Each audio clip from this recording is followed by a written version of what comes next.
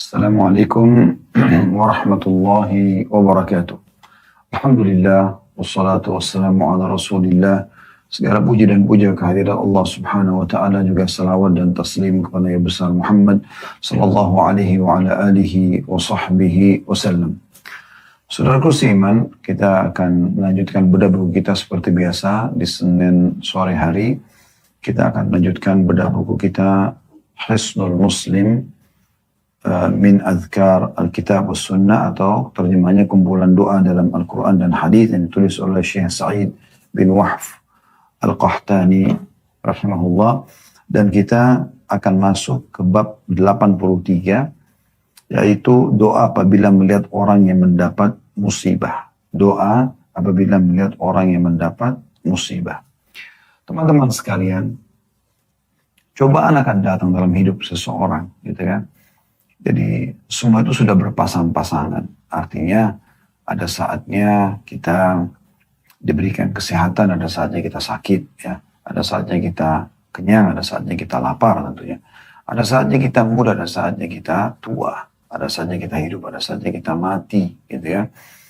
Dan itu terus saja berjalan kehidupan ini sampai nanti kita menuju ke alam akhirat, di mana di sana nanti akan abadi kenikmatannya di surga, insya Allah. Dan bagi orang-orang kafir, na'udzubillah, orang munafik, orang-orang musyrik, mereka akan kekal dalam siksa di neraka, wa na'udzubillah tentunya. Oleh karena itu teman-teman sekalian, kita berharap agar Allah subhanahu wa ta'ala dengan izinnya menjadikan kita sebagai orang yang selalu sabar dalam menghadapi cobaan-cobaan yang ada di muka bumi ini, dan menjadikannya sebagai bahan introspeksi. Kemudian juga kita berharap dibalas dengan surga di akhirat nanti. Allahumma amin. Dan tentu kita juga mendoakan agar orang-orang yang belum bisa memahami atau mendapatkan hidayah Islam, semoga Allah berikan hidayah agar mereka masuk dalam Islam, dan sehingga mereka juga punya panduan hidup sebagaimana kita dan terselamatkan dari api neraka di akhirat nanti. Allahumma amin. Bagi teman-teman sekalian, musibah yang sedang menimpa seseorang itu harusnya menjadi bahan introspeksi kita. Artinya, alhamdulillah tidak terjadi pada diri kita. Tapi tentu setiap saat bisa terjadi pada kita juga, gitu ya. Tapi di saat kita sedang melihat seseorang yang ditimpa musibah, kemudian tidak ada pada kita, dari penyakit, kekurangan harta, ditipu orang, kehilangan orang yang sedang dicintai, walaupun sekali lagi itu bisa terjadi pada kita setiap saat, ya. Namun di saat sedang terjadi pada orang yang tidak terjadi pada kita, kita disunnahkan membaca doa yang akan kita bacakan sebentar lagi.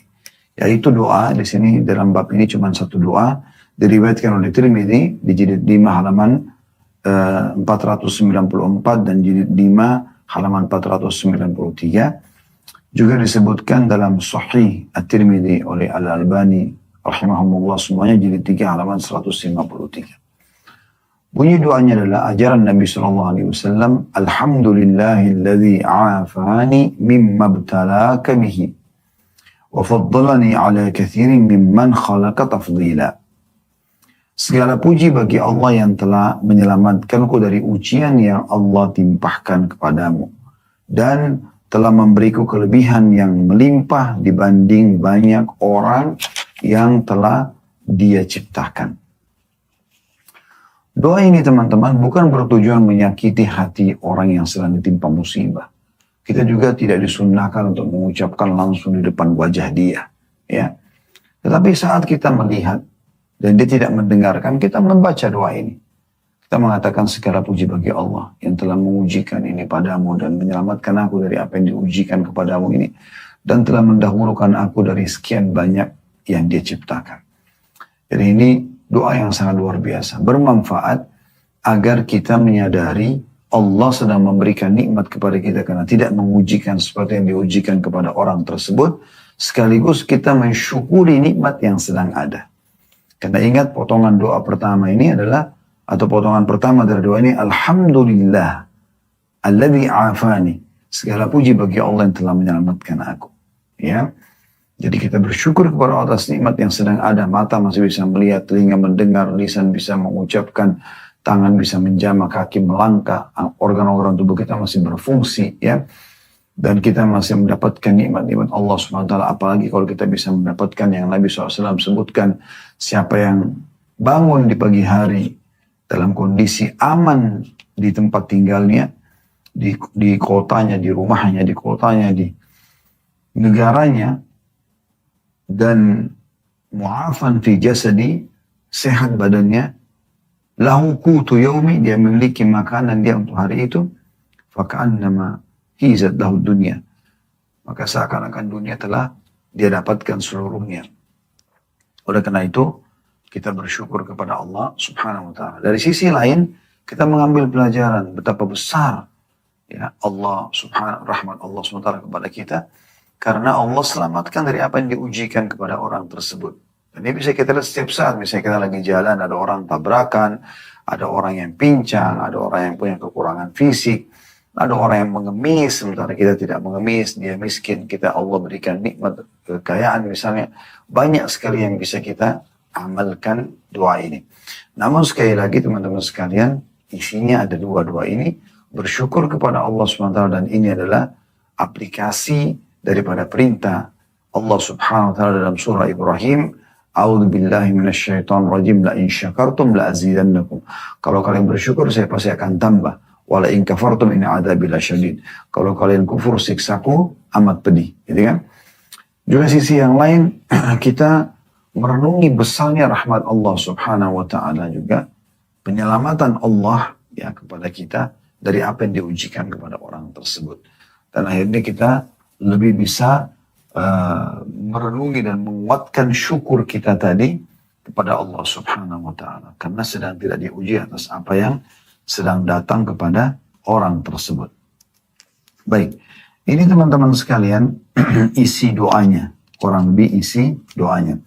Dari doa ini kita ambil banyak sekali pelajaran. Pertama, perintah untuk syukur, dan ini adalah kata kunci nikmat itu bertambah. Kemudian yang kedua, kita menyadari adanya ujian-ujian Allah yang akan datang kepada hamba-hambanya. Nanti akan kita rincikan lebih dalam sebentar insya Allah.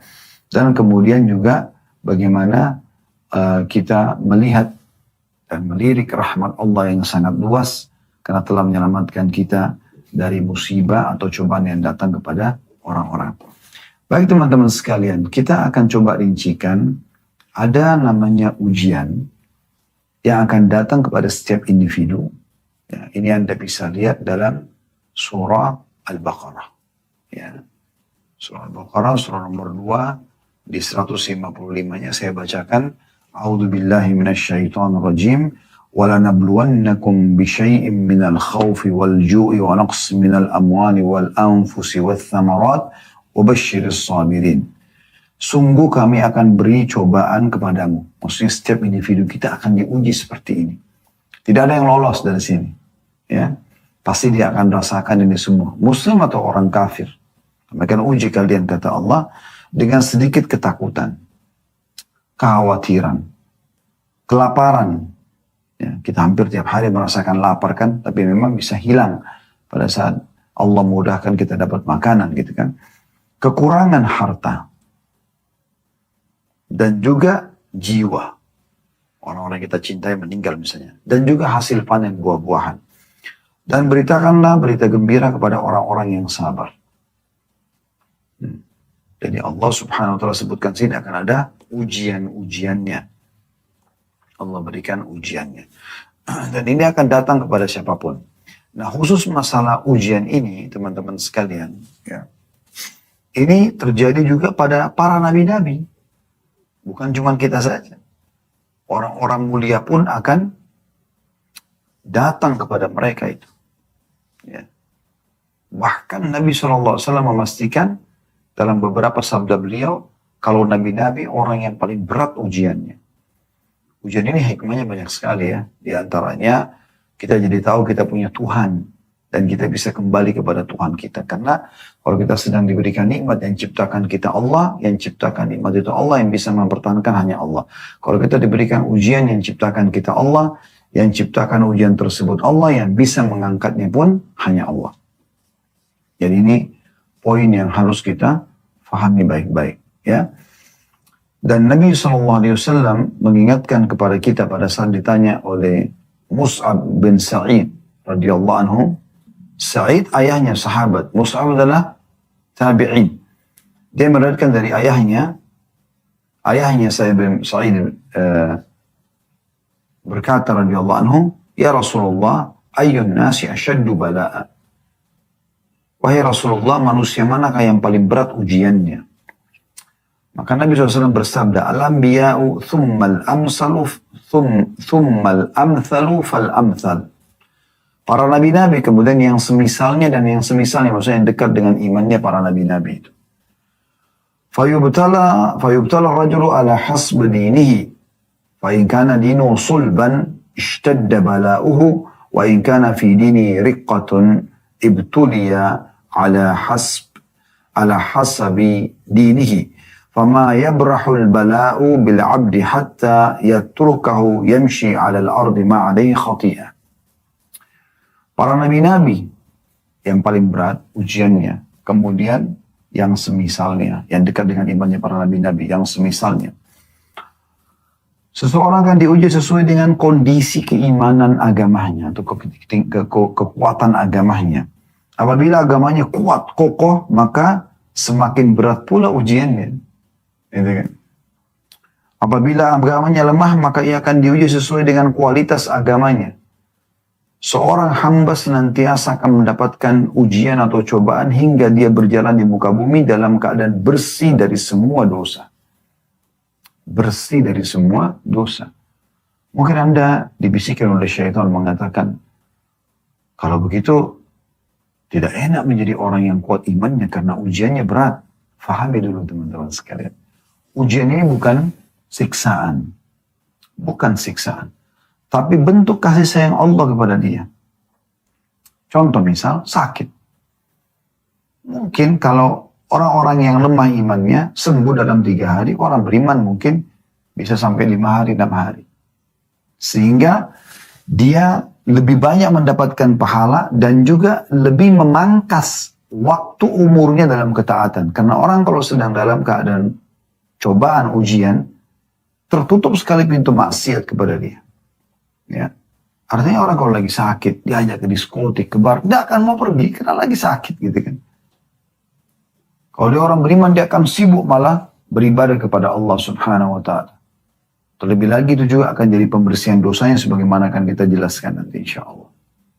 Dan juga bisa membuat dia lebih dekat kepada Allah Subhanahu wa Ta'ala. Karena orang kalau sedang ada musibah, ada cobaan, itu lebih mudah untuk khusyuk, lebih mudah untuk menangis misalnya ya, lebih mudah untuk fokus dalam berdoa karena dia sedang mohon diberikan jalan keluar kepada oleh Allah SWT, gitu kan? Disembuhkan penyakitnya, dilunasi utangnya, diselamatkan dari mara bahaya yang sedang ada pada dia. Kenikmatan berdoa di saat itu nggak mudah untuk didapatkan. Coba Anda renungi, mungkin pernah Anda dapat satu cobaan. Kemudian Anda sedang berdoa pada Allah SWT, minta agar diselamatkan. Anda khusyuk, Anda segala macam konsentrasi. Anda mohon kepada Allah Subhanahu wa Ta'ala. Situ Anda rasa dekat sekali dengan Tuhan, dengan Allah Subhanahu wa Ta'ala. Tapi di saat musibah itu sudah hilang, sudah nggak ada lagi, utang sudah terbayar, penyakit sudah sembuh, apalah hajat-hajat kita Allah sudah penuhi. Kita mau coba kembali seperti awal, seperti pada saat itu kita berdoa, sempat netesin air mata, coba konsentrasi. Nggak semudah itu. Itu nilai yang sangat mahal dari sebuah ujian. Karena seorang hamba akan merasa sangat dekat dengan Tuhannya Allah Subhanahu wa Ta'ala. Nah, ini nilai plus yang luar biasa. Bahkan Nabi SAW dalam sebuah riwayat sahih, pernah beliau didatangi oleh seorang sahabat dalam kondisi ya tadi Sa'id ya radhiyallahu anhu datang kemudian menemukan Nabi SAW lagi sangat demam yang sangat luar biasa. Lalu kemudian dia memegang selimut Nabi SAW, saking panasnya sampai tembus gitu. Maka dia mengatakan, ya Rasulullah, sungguhnya Anda ini kena wajah, ini kena panas, penyakit ini sangat luar biasa gitu. Ya, apakah dengan ini berarti Anda mendapatkan ya ekstra pahala? Kata Nabi SAW, ya sungguhnya aku diuji 2 kali lipat dari apa yang diujikan kepada kalian. Kalau kita misalnya demamnya 40 derajat, Nabi SAW bisa 82 kali lipat. Luar biasa ujiannya gitu kan. Dan tentu kami akan diberikan double juga pahala.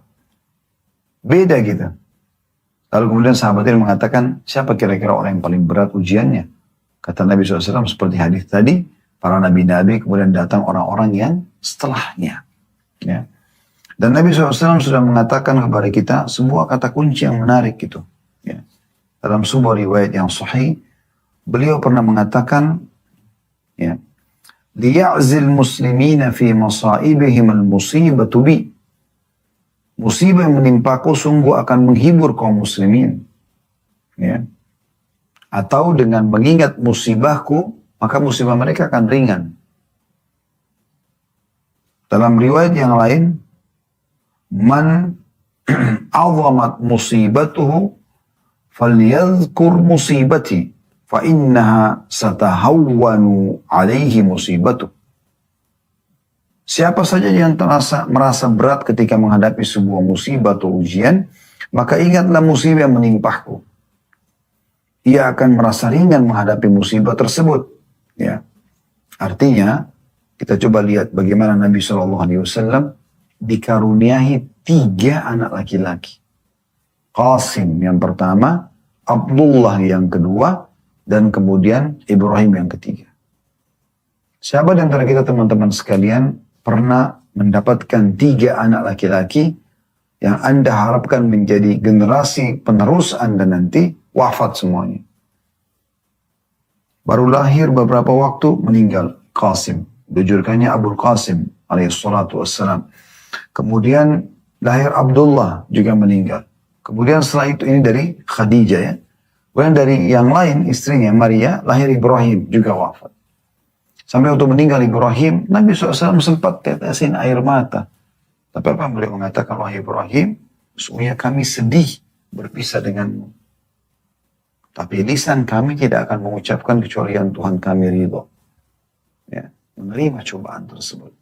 Jadi kalau ada orang yang meninggal anaknya, bagaimana? Ya pertemukan dulu dengan musibahnya Nabi SAW di anak. Sangat berat. Beliau juga punya 4 orang anak perempuan. 3 itu meninggal di masa hidupnya beliau SAW. Walaupun sudah dewasa ya. Meninggal Ruqayyah, Ummu Kalthum, dan juga Zainab di masa hidup Nabi SAW. Beliau punya cucu dari Zainab, ya Umamah, meninggal juga masih bayi di masa Nabi SAW. Kekasih tercinta beliau Nabi SAW, istrinya, ya Khadijah radhiyallahu anha yang banyak berkorban dalam agama, yang dijamin surga kena pelayanan yang luar biasa kepada baginda Nabi SAW, juga wafat di masa hidup beliau. Sampai dikenal dengan Amul Huzun, tahun kesedihan. Jadi istri beliau meninggal di masa hidup beliau. Ya. Anak-anaknya laki-laki 3 orang meninggal semua, masih kecil. Anak perempuannya, ya, 4 orang, 3 orang meninggal semua di masa hidup beliau SAW. Cucunya juga meninggal di masa hidup beliau SAW. Orang-orang terdekat yang beliau cintai dari kerabatnya, meninggalnya Hamzah, sampai Nabi SAW sempat menangis terisak-isak. Maksudnya menangis sedih pada saat melihat jenazahnya Hamzah yang dimutilasi di perang Uhud. Ya. Kemudian juga sahabat-sahabat beliau ya, yang mulia, cukup banyak yang meninggal di masa hidup beliau SAW. Ujian-ujian yang lain, beliau seorang nabi. Orang yang sempurna secara fisik, orang yang sempurna secara akhlak, orang yang punya kedudukan di kaumnya, gitu kan. Tapi subhanallah, ya subhanallah, tetap saja waktu beliau berdakwah dianggap pembohong, pendusta. Ujiannya berat, karena sudah jujur. Ini jawaban jelas untuk para dai, para ulama. Anda jangan berpikir, oh jadi dai itu enak, terkenal, orang semua mendengar hormat. Terus tidak ada ujiannya? Nggak mungkin. Anda akan ditolak. Anda akan dihina. Ya. Tetapi semua ini fungsinya untuk meninggikan derajat. Nabi SAW dihina oleh sukunya sendiri. Bahkan waktu beliau berdakwah di Bukit Abi Kubais, mengumpulkan masyarakat Mekah, menyampaikan kepada mereka tentang perintah Allah Subhanahu wa Ta'ala. Apa yang terjadi? Yang datang paling pertama membubarkan orang pamannya sendiri, Abu Lahab. Ya. Yang berteriak dengan suara keras sambil mengatakan, "Tabban laki ya Muhammad, celaka buat kau Muhammad. Alihadza jama'tana, apakah karena ini engkau mengumpulkan kami?" Coba bayangkan. Ponakannya sendiri. Bahkan anak Abu Lahab laki-laki menikah dengan anak perempuan Nabi SAW. Selain ponakan juga besan. Dan dia suruh anaknya ceraikan anak Nabi SAW. Coba, ujian apa yang lebih berat daripada ini teman-teman sekalian? Ya. Dalam dakwah, beliau pernah lagi tawaf dekat Ka'bah, gitu kan? Dihina-hina, dicaci-caci. Yang menjadi penyebab masuk Islamnya Hamzah. Saking luar biasa hinaannya Abu Jahal pada saat itu, sampai ada seseorang budak lari dari sekitar Ka'bah, cari siapa yang bisa tolong. Padahal budak ini dalam keadaan kafir gitu. Waktu dia keluar dari sekitar Masjidil Haram sekarang ya, dia temukan ada Hamzah baru pulang dari berburu. Lalu dia mengatakan, "Wahai Hamzah, apakah kau sudah dengar kalau ponakanmu dicaci maki oleh Abu Hakam, Abu Lahab, Abu Jahal di sini di sana, dan sangat menyakitkan. Saya pun dengar, saya tidak suka. Makanya saya lagi cari siapa yang bisa dukung dia." Maka kata Hamzah, apakah ada yang membelahnya? Dia mengatakan tidak ada. Hamzah langsung datang dengan izin Allah, Allah gerakan. Masih dalam keadaan kafir pada saat itu, langsung mendatangi majelisnya Abu Jahal, lalu kemudian memukul kepala Abu Jahal dengan busur panahnya sampai bocor ya, berdarah kepalanya itu, dan menantang orang-orang di sekitarnya siapa yang mau melawan dia gitu. Lalu dia mengatakan, "Apakah kau menghina Muhammad sementara aku di agamanya?" Padahal Hamzah belum masuk Islam pada saat itu.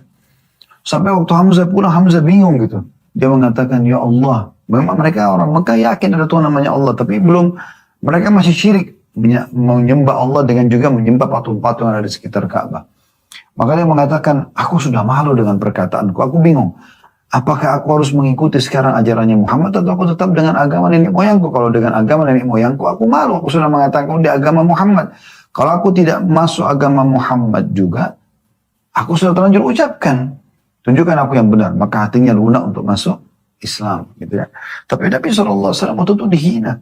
Beliau pernah lagi sholat, datang beberapa tokoh Quraisy bawa kotoran unta. Ya.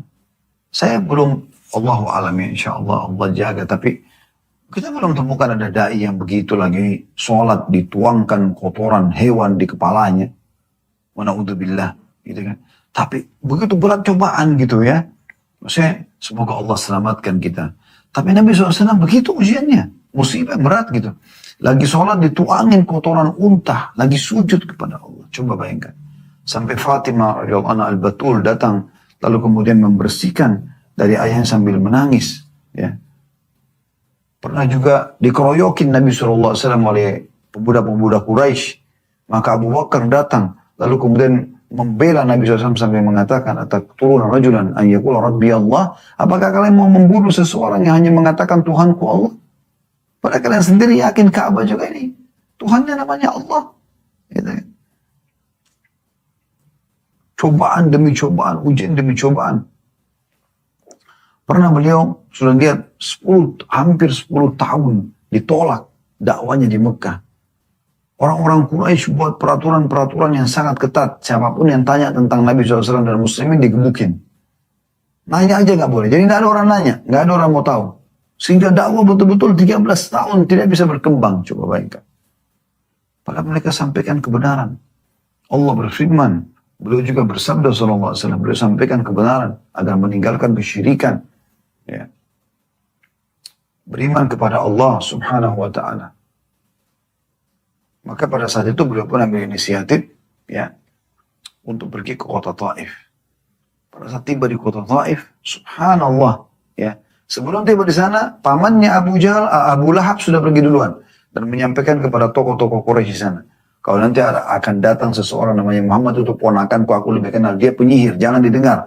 Dia bisa memisahkan antara suami istri A, B, C dan segala macam masalah disebut. Sehingga pada saat Nabi SAW datang ditolak.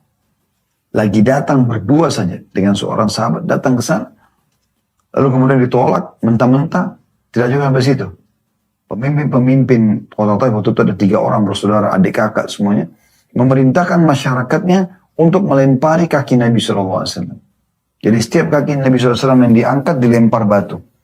Sehingga pada saat diturunkan sakit, yang diangkat satu lagi dilempar lagi. Bayangkan hampir satu kota lemparin sampai beliau keluar dalam kondisi berdarah-darah. Alaihi salatu wassalam. Setelah itu keluar dari pintu gerbang kota Taif, ditutup pintu gerbangnya. Sangat dihinakan. Nabi SAW duduk di bawah sebuah pohon. Kemudian melihat ke langit lalu mengatakan, "Ya Allah, ke arah mana engkau akan arahkan hidupku? Kepada musuh-musuh yang sudah membenci dakwah ini atau kepada masa depan yang belum jelas. Tapi ya Allah, kalau seandainya engkau tidak marah padaku, aku tidak peduli."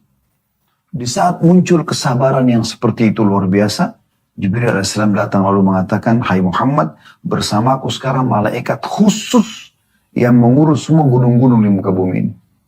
Tinggal kau titahkan, dia akan menyatukan dua gunung kota ini, Mekah sama Taif. Hancur semuanya.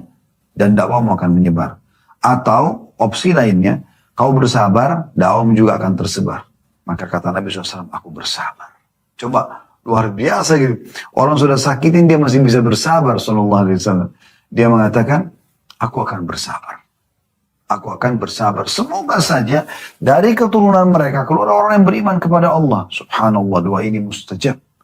Dari Abu Jahal keluar Ikrimah bin Abi Jahal radhiyallahu anhu, sahabat Nabi yang masuk Islam pembebasan kota Mekah bersama istrinya, dan dia mati syahid di perang Yarmuk. Coba bayangkan. Ya. Kemudian lahir dari Umayyah bin Khalaf, Safwan masuk Islam juga. Ya. Kemudian lahir juga ya dari musuh-musuh Islam seperti Wa'il bin As, ada Amr bin Al-As bin Wa'il, lahir Amr bin As, gitu kan. Jadi banyak dari orang-orang tokoh-tokoh Mekah yang kufur, hanya anak-anaknya beriman kepada Allah Subhanahu wa taala dan Rasulnya Muhammad sallallahu alaihi wasallam. Dari kota Taif keluar juga sahabat yang mulia Abdurrahman bin Sakhr, punya julukan Abu Hurairah radhiyallahu anhu, penghafal hadis yang paling banyak dari kalangan laki-laki muslimin, gitu kan.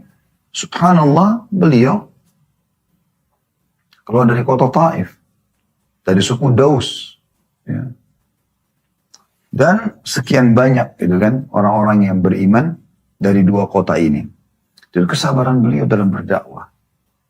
Di kota Madinah, setelah punya kekuatan, punya kerajaan, Nabi SAW jadi nabi, jadi raja, pemimpin di Madinah. Hukum Allah berlaku di Madinah. Masih juga disakiti oleh orang-orang munafik. Apa yang Nabi SAW titahkan, mereka selalu ucapkan berbeda dengan itu. Nabi ajak peperangan, untuk apa pergi berperang? Di perang Uhud mereka berkhianat 300 orang, mereka pulang tinggalkan pasukan muslimin. Ya kan? Dipimpin oleh Ibnu Abi Salul, pemimpin mereka yang masyhur gitu. Kemudian juga di perang Khandak, ya, Nabi SAW ajak laki-laki untuk menggali Khandak, mereka tidak mau ikut. Ya. Waktu Nabi SAW janjikan akan ada kemenangan, Allah janjikan pada saat di Khandak, mereka mengatakan Muhammad ini sudah gila. Ini perkataan mereka, wa na'udzubillah. Ya, sallallahu alaihi wasallam mulia, beliau tidak mungkin kita akan ucapkan kalimat seperti ini tentunya sebagai orang beriman. Maka mereka mengatakan Muhammad sudah gila. Bagaimana dia mengatakan ya kita bisa selamat? Atau mereka mengatakan begini, mohon maaf, saya ralat, mungkin saya keliru dalam masalahnya. Tapi mereka mengatakan Muhammad bisa mengucapkan perkataan itu, sementara seseorang di antara kita belum bisa ada ya, keamanan, dia buang air kecil atau buang air besar. Mereka tidak yakin, tapi betul Allah SWT membuktikan kebenaran mujizat Nabi SAW. Mereka membuat fitnah, kisah ifk, memfitnah Ummul Mukminin Aisyah radhiyallahu anha berzina dengan Safwan radhiyallahu anhu. Yang Nabi SAW disakiti pada saat itu. Luar biasa. Istrinya, seorang raja, seorang nabi, digosipkan berzina. Coba.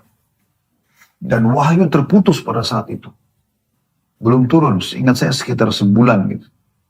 Coba bayangkan. Musibah yang luar biasa gitu. Cobaan yang luar biasa gitu. Namun Nabi SAW sabar. Gitu kan. Di peperangan, bagi yang ikut berperang, Cobaan-cobaan datang. Di perang Uhud beliau sallallahu alaihi wasallam berdarah, giginya pecah, keningnya berdarah sallallahu alaihi wasallam. Ya. Pundaknya dihantam oleh Ibnu Qami'ah dengan sebuah pedang yang beliau mengatakan saya masih merasakan sakitnya. Gitu kan? Setelah peperangan beberapa waktu gitu. Tapi Nabi SAW sabar dalam masalah ini. Karena memang itu cobaan. Di saat ada nikmat, kita disuruh bersyukur. Di saat ada cobaan, kita disuruh bersabar. Dan Allah perintahkan kita agar menerima keduanya dengan timbangan yang sama. Maksudnya, saat nikmat melimpah kita syukur, saat cobaan datang kita bersabar. Harus sama ini, dua sayap kehidupan yang harus berimbang. Betul-betul saat cobaan sedang datang kita harus bersabar sesabar-sabarnya. Dan kita nikmati cobaan tersebut sambil minta jalan keluar dari Allah SWT dan ikhtiar. Sebagaimana kalau nikmat ada kita bersyukur. Dan tentu sebagai seorang muslim kita berpegang pada kalau ada cobaan datang. A'udzubillahi minasyaitonir fa inna ma'al usri yusra. Di ayat 6-nya ditekankan dengan harfut ta'kid inna ma'al usri yusra. Karena sungguhnya sesudah kesulitan pasti akan ada kemudahan. Allah akan berikan jalan terakhirnya, solusinya.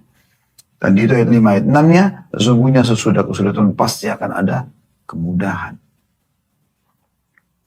Syekh Abdurrahman bin Nasir As-Sa'di rahimahullah, seorang mufassir yang masyhur dari Jazirah Arab, mengatakan kata al-usr atau kesulitan menggunakan alif lam menunjukkan umum, ya, yaitu segala macam kesulitan, semua masuk dalamnya.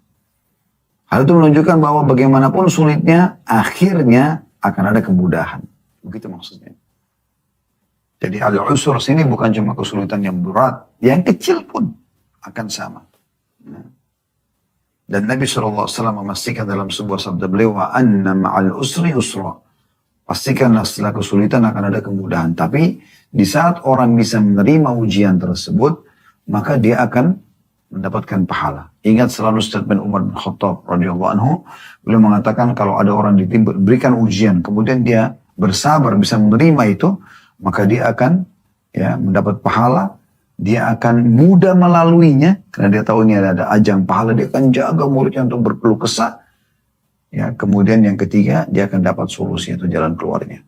Tapi kalau dia diberikan ujian, dia tidak bisa menerima, maka dia akan mendapat dosa dari Allah. Karena dia menolak cobaan Allah Subhanahu Wa Taala itu. Kemudian ya dia sulit melaluinya karena perlu dengan keluh kesah dan tidak menemukan juga solusi. Ya. Jadi kita harus sabar teman-teman. Dan sabar ini bagian daripada keimanan ya. Bagian daripada keimanan. Dengarkan bagaimana Ali radhiyallahu anhu mengatakan as-sabru ma'al imani bimanzilatir ra's minal jasad. Sabar itu ya di dalam jasad seseorang itu seperti kepala. Wala imana liman la sabra lahu. Dan tidak ada keimanan atau tidak nilai orang itu beriman jika ya, tidak memiliki kesabaran. Sesungguhnya cobaan-cobaan datangnya di awal saja. Innamas sadmatu fil ula, kata Nabi SAW. Cobaan itu goncangnya itu di awal. Kalau kita sudah bisa bersabar, oh Allah lagi uji saya. Nah, kita terima sabar. Sebagaimana kalau nikmat tadi banyak, kita bersyukur ya. Kita bersabar, kita terima. Kemudian kita tetap ikhtiar cari jalan keluar. Karena orang kalau bersabar tetap ikhtiar cari jalan keluar gitu. Hudzaifah bin Yaman radhiyallahu anhu mengatakan, "Innallaha lam yakhluq syai'an qattun illa saghiran thumma yakbur." Ya. Atau thumma yakbar. Illa al-musibata fa innahu khalaqaha kabiratan thumma tasghur. Sesungguhnya Allah tidak menciptakan apapun kecuali dimulai dari kecil, nanti dia membesar. Kecuali musibah. Allah ciptakan dia besar dulu, kemudian dia mengecil. Seperti itu. Jadi memang kalau kita bisa di awal itu kita bertahan, bersabar, itu luar biasa. Itu poinnya. Dan ingat sabda Nabi SAW, innamas sabru inda sadmatil ula. Sesungguhnya sabar itu justru dinilai dari pukulan yang pertama. Memang begitu, pukulan yang pertama. Jadi dari awal saja. Ini gambaran tentang bagaimana kita menghadapi musibah. Karena ujian ya, karena memang semua orang akan kena ujian-ujian ini. Yang tadi Al-Baqarah 155 itu. Pasti akan kena dia sih. Ya. Dan ini poin harus digarisbawahi tentunya. Baik teman-teman sekalian, oleh karena itu orang-orang yang sabar, ya, itu akan diberikan balasan sangat besar. Anda bisa lihat dalam surah Az-Zumar, surah nomor 39 ayat 10. Ya.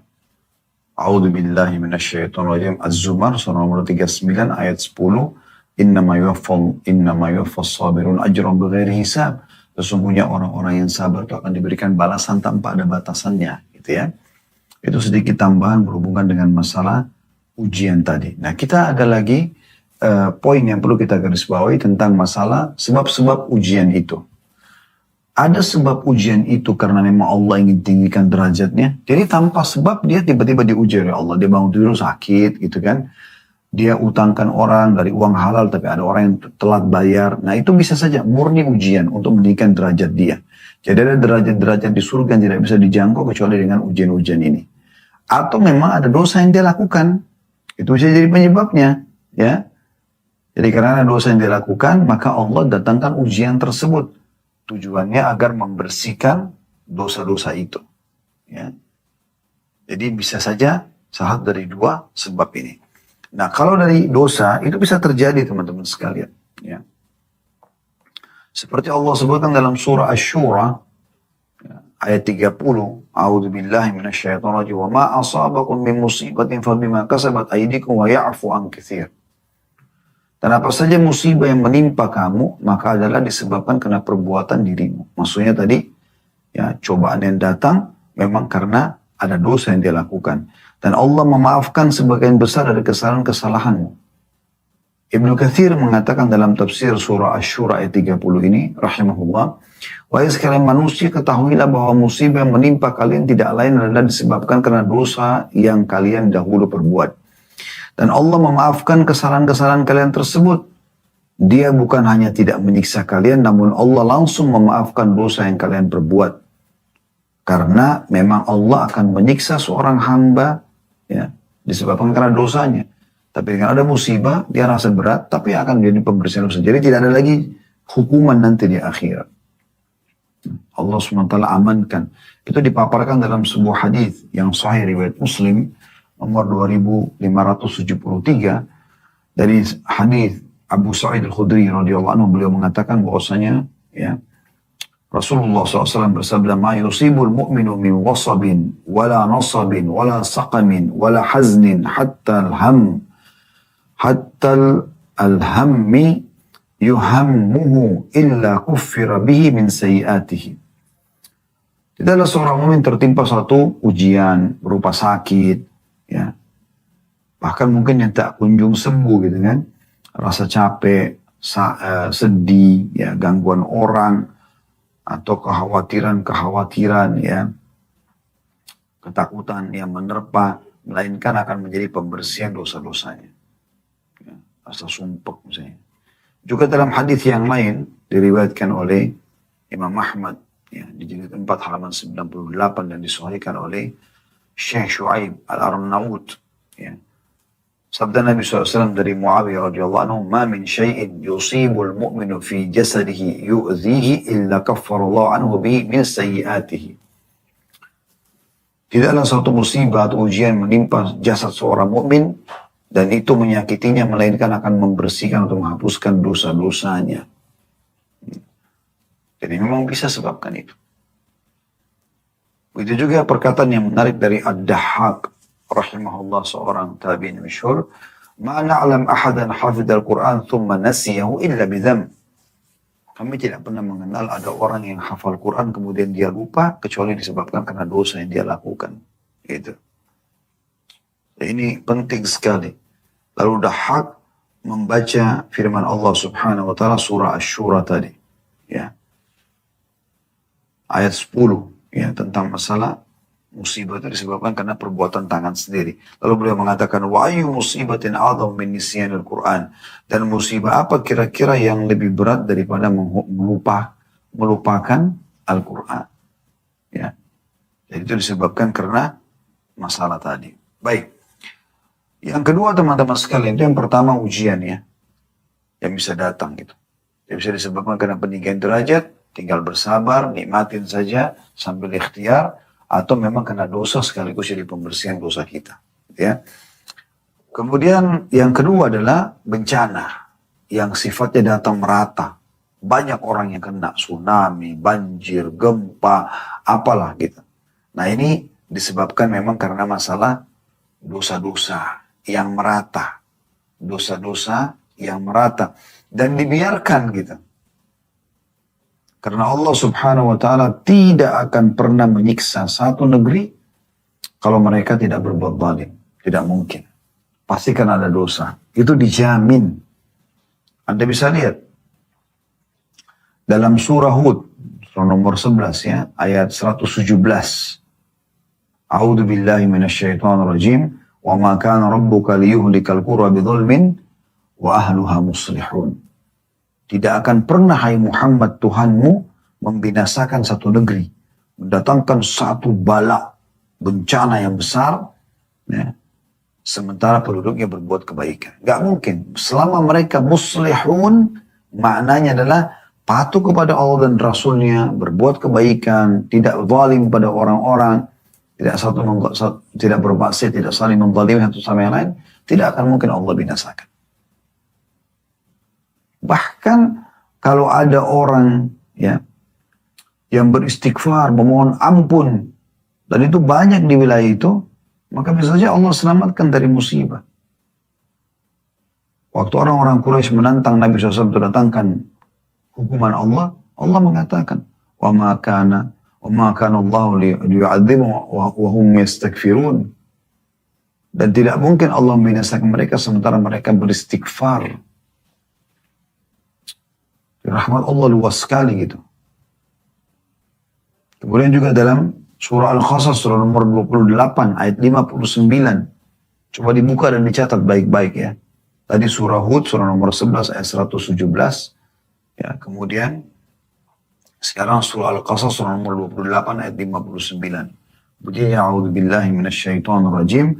Wa ma kana rabbuka muhlikal qura hatta yab'atha fi ummiha rasulan yatlu 'alaihim ayatina wa ma kunna muhlikil qura illa wa ahluha zalimun. Dan tidak adalah Tuhanmu akan membinasakan kota-kota. Atau tidak mungkin Tuhanmu hai Muhammad membinasakan kota-kota sebelum dia mengutus di kota itu seorang rasul yang membacakan ayat-ayat kami. Karena Nabi Muhammad SAW adalah rasul terakhir, maka sekarang para ulama, para da'i, kalau sudah pernah Anda dengarkan nasihat mereka, sampai kepada mereka ini berarti sudah membuka bisa Allah hukum wilayah itu. Ya. Dan tidak mungkin Tuhan Muhammad membinasakan kota-kota atau negeri-negeri sebelum dia ya, mengutus, D-nya besar kata ganti Allah ya, dia mengutus di ibu kota itu seorang rasul yang membacakan ayat-ayat kami kepada mereka. Dan tidak pernah pula kami membinasakan kota-kota kecuali penduduknya dalam keadaan melakukan kezaliman. Tidak mungkin. Sudah jelas firman Allah subhanahu wa ta'ala. Ini bukan perkataan saya. Ya. Jadi jangan ada tersinggung dan mengatakan, oh berarti Ustaz ini singgung karena wilayah kami pernah kena cobaan seperti ini. Jangan saya, Al-Quran yang berbicara. Kita harus jadikan bahan introspeksi diri. Anda tidak melakukan, mungkin orang-orang di sekitar Anda melakukan. Dan kalau kapan mayoritas orang sudah melakukan dan tidak ada yang mengingatkan, ini bahaya sekali. Ya, ini bahaya sekali. Kita tutup dengan kisah tentang penduduk negeri Ilah, ya. Anda bisa lihat Al-A'raf surah nomor 7 ayat 163 sampai beberapa ayat ke depan kita baca ya. Jadi saya perlu jelaskan dulu, ini ayat-ayat ini berbicara tentang sebuah wilayah namanya Ilah. Ilah ini sekarang masuk wilayah Israel ya. Dulu dia memang antara Palestina dengan Mesir berbatasan ya. Di situ dulu ada pernah penduduk dari Bani Israel yang dilarang memancing di hari Sabtu. Dikenal dengan Ashabus Sabt. Ya. Lalu Allah ubah mereka menjadi kerah gitu. Karena Allah kutuk lalu Allah binasakan setelah itu. Karena pada saat mereka dilarang, mereka tetap melanggar. Tapi kita coba simak kisahnya. Seperti apa sih sebenarnya gitu kan? Apa ceritanya? Allah mengatakan di 163-nya. A'udzu billahi minasyaitonir rajim. Was'alhum 'anil qaryati allati kanat hadiratal bahri idh ya'duna fis sabt. إذ يعدون في السبت إذ تأتيهم حيطانهم يوم سبتهم شرعا ويوم لا يسبتون لا تأتيهم كذلك نبلوهم بما كانوا يفسقون. Dan tanyakanlah hai Muhammad kepada Bani Israel, orang-orang Yahudi yang di Madinah pada saat itu, tentang negeri yang terletak di dekat laut ketika mereka melanggar aturan pada hari Sabtu. Dilarang mancing, gitu kan. Tapi apa yang terjadi? Berpecah jadi 3 golongan. Golongan yang pertama tetap mancing, tapi caranya mereka mau menipu Allah. Mereka pasang jala di malam Sabtunya, di hari Jumat malam. Mereka biarin jala itu masuk ikan-ikan hari Sabtu, hari Ahad baru mereka panen. Ini ingin menipu Allah, dilarang. Tetamanya tetap mancing hari Sabtu kan. Gitu. Kemudian golongan kedua yang memungkiri itu mengatakan tidak boleh. Ini Allah larang. Mereka ingkar mungkar gitu. Golongan ketiga beriman juga, tapi mereka bukan memberhentikan golongan pertama yang melanggar, tapi mereka justru mengingatkan golongan kedua. Udahlah, nggak usah nasihatin, biarin aja itu. Ya, nafsi-nafsi sendiri-sendiri aja. Apa yang terjadi? Pada saat Allah datangkan hukumannya, yang kena adalah golongan pertama sama golongan ketiga. Golongan pertama memang pelanggar, maksiat. Tapi golongan ketiga ini beriman, cuman dia tidak menegakkan apa yang Allah perintahkan. Allah larang itu harus diingatkan. Tapi karena tidak diingatkan, maka mereka juga kena musibah itu. Allah mengatakan, dan tanyakan kepada Bani Israel tentang negeri yang terletak di dekat laut ketika mereka melanggar aturan hari Sabtu. Di waktu datang kepada mereka ikan-ikan yang berada di sekitar mereka terapung-apung di permukaan air di hari Sabtunya. Dan di hari-hari yang bukan Sabtu ikan-ikan itu tidak datang kepada mereka. Demikianlah kami menguji mereka disebabkan karena mereka berbuat fasik. Jadi awalnya peringatan Allah biasa saja gitu. Sabtu nggak boleh mancing ya, udah selesai. Kalau dipatuhi kan selesai. Cuma ciri Bani Israel ini suka membangkang gitu.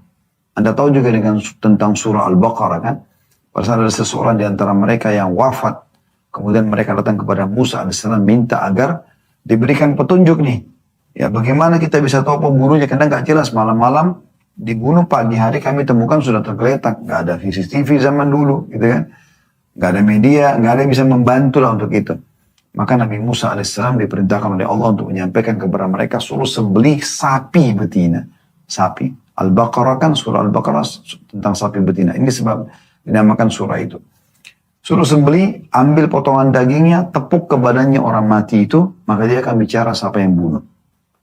Gak masuk akal kan? Tapi Allah ingin menguji iman mereka.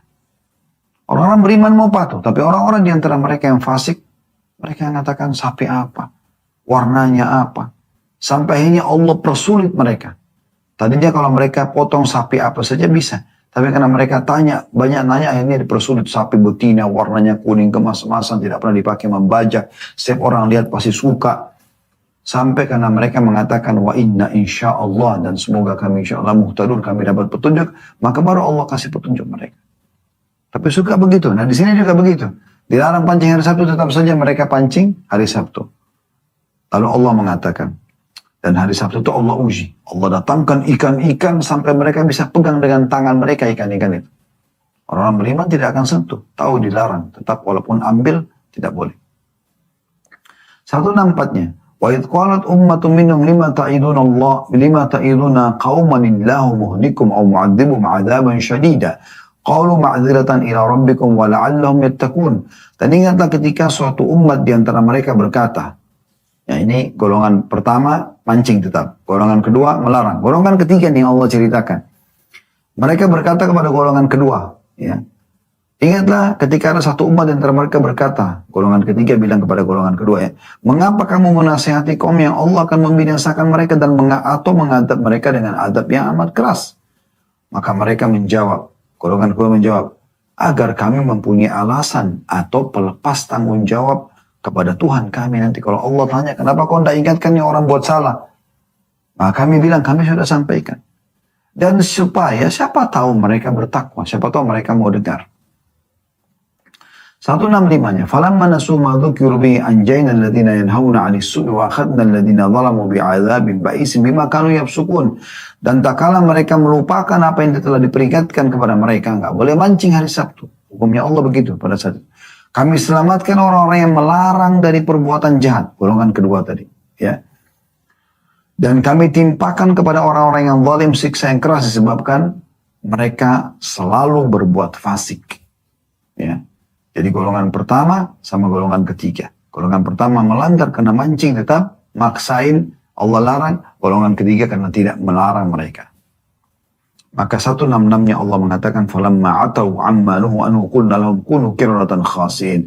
Dan tak kala mereka bersikap sombong, tidak mau diberikan peringatan, maka ya terhadap apa yang mereka dilarang untuk mengerjakan, maka kami katakan jadilah kalian kera yang hina. Jadi oleh karena itu jangan sampai kita terjadi atau jangan sampai kita menjadi seperti kelompok ini. Intinya teman-teman sekalian kita kembali kepada bahasan kita. Cobaan itu akan datang, ujian, ya. Kalau individu itu umum seperti Al-Baqarah 155 tadi dan sudah kita rincikan panjang lebar. Kalau bencana hanya datang kalau terjadi pelanggaran agama yang dibiarkan dan tidak ada yang menegurnya. Dan sebagai penutup, sebelum pertanyaan, sebuah hadits Bukhari, pernah Nabi SAW mengatakan, bersabda SAW, pernah Allah mengutus Jibril ke satu negeri untuk menghancurkannya. Lalu Jibril kembali mengatakan, ya Allah, sungguhnya di negeri itu ada hambamu fulan. Ada hambamu fulan orang saleh. Maka kata Allah SWT, mulai siksa dari dia. Kenapa? Karena dia tidak pernah menegakkan, tidak pernah amar ma'ruf, tidak pernah nahi mungkar, tidak pernah menyuruh pada kebaikan, tidak pernah melarang dari kemungkaran. Oleh karena itu kita harus menyampaikan. Masalah orang terima tidak terima urusan mereka. Masalah kita dicap dengan cap-cap yang kurang baik itu terserah. Tugas kita menyampaikan. Dan ingat, penolakan terhadap dakwah, ya, kita dihina oleh orang, kurangnya harta, kurangnya orang-orang yang kita cinta, hilangnya, meninggalnya orang yang kita cinta, itu semua ujian yang datang. Dan kita bersabar. Pasti ada hikmah Allah di belakang, itu semua Allahu a'lam. Kalau ada benar dari Allah, kalau ada salah dari saya, mohon dimaafkan. Subhanakallahumma bihamdika, asyhadu an la ilaha illa anta astaghfiruka wa atubu ilaik. Wassalamualaikum warahmatullahi wabarakatuh.